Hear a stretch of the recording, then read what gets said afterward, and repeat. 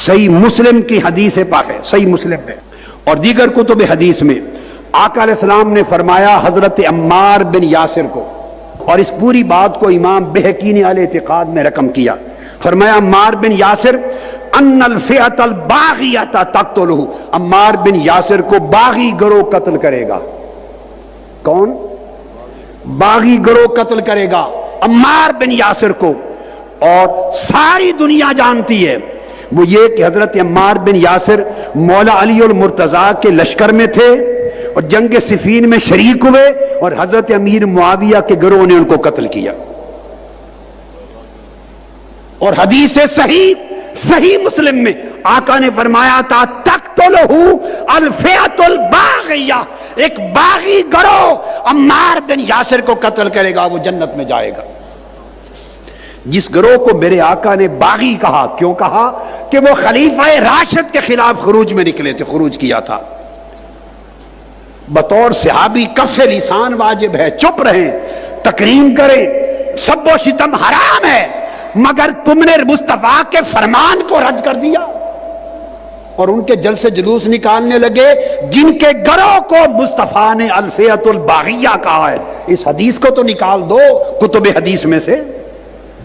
حضرت عمار بن یاسر شہید ہونے سے پہلے کسی نے اہل شام کو یعنی حضرت امیر معاویہ کو، امام بہقی نے روایت کیا اپنی سنن میں اور ابن ابی شیبہ نے مصنف میں، عمار بن یاسر کے سامنے کسی نے ان کو کافر کہا۔ حضرت امیر معاویہ رضی اللہ تعالیٰ عنہ کے لشکر کو، اہل شام کو، حضرت عمار بن یاسر نے کہا لا تقولوا کافر اہل الشام، ان اہل شام کو یعنی حضرت امیر معاویہ کے لشکر کو نہ کہو کہ وہ کافر ہو گئے، ولیکن قولوا فاسقوا اور ظالموا، ان کے فسق کی بات کر سکتے ہو، ظلم کی بات کر سکتے ہو، کفر کا نہیں کہہ سکتے۔ یہ صحابی کہہ رہا ہے عمار بن یاسر۔ یہ کتب عقائد میں اب حافظ ابن حجر اسقلانی فتح الباری جلد 13 صفحہ 67، اور یہ جو حدیث ہے صرف صحیح مسلم کی نہیں، یہ صحیح بخاری کی حدیث بھی ہے، یہ صحیح بخاری کی حدیث ہے، صحیح ہے۔ اس کی شرح ابن حجر اسقلانی نے کی۔ آقا علیہ السلام نے فرمایا عمار بن یاسر کو ایک باغی گروہ شہید کرے گا۔ سن لو یہ حدیث صحیح بخاری کی ہے، باغی گروہ شہید کرے گا۔ حافظ ابن حجر اسقلانی جن پر علم حدیث کی انتہا ہو گئی اور جو عالم آفاق میں حجت ہے علم الحدیث میں، امام ابن حجر اسقلانی وہ فرماتے ہیں وفیہ الامر، یہاں امر ہے بقتال الفئۃ الباغیہ، باغی گروہ کے قتال کا جو آقا علیہ السلام نے ارشاد فرمایا۔ امام اسقلانی فرماتے ہیں وقد ثبت ان من قاتل علیا کانوا بغاة، ثابت ہو گیا حدیث مستفیٰ سے کہ جس نے حضرت علی کے ساتھ صفین میں قتال کیا تھا، جنگ لڑی تھی، وہ گروہ باغیوں کا گروہ تھا۔ یہ امام ابن حجر اسقلانی فرما رہے ہیں وَهَؤُلَاءِ مَا هَذَا التَّصْوِيبِ مُتَّفِقُونَ عَلَىٰ أَنَّهُ لَا يُذَمُّ وَاحِدٌ مِّنْ هَؤُلَاءِ، فرمایا یہ سچ بات ہے جو میں نے کہہ دی، مگر اس کے ساتھ علماء متفق ہیں اس بات پر کہ ان کو ذم و شتم اور سب و شتم ان کا نہ کی جائے، بلکہ کہا جائے ان کا اجتہاد تھا، ان کی سوچ تھی، وہ غلط تھی، لعن اور تان نہ کی جائے۔ ائمہ انہیں لعن اور تان سے بچاتے رہے، اتنا دفاع کرتے رہے کہ سب و شتم نہ کہیں، کافر فاسق نہ کہیں، ائمہ دین انہیں یہ بات کہہ کر بچاتے رہے۔ آپ نے ان کے جھنڈے اٹھا دیے۔ آپ کا ایجنڈا کیا ہے؟ کرنا کیا چاہتے ہیں؟ امت میں اتنا بڑا فتنہ، خدا کا خوف کرو، حضور کی حدیثوں کو آگ لگا رہے ہو۔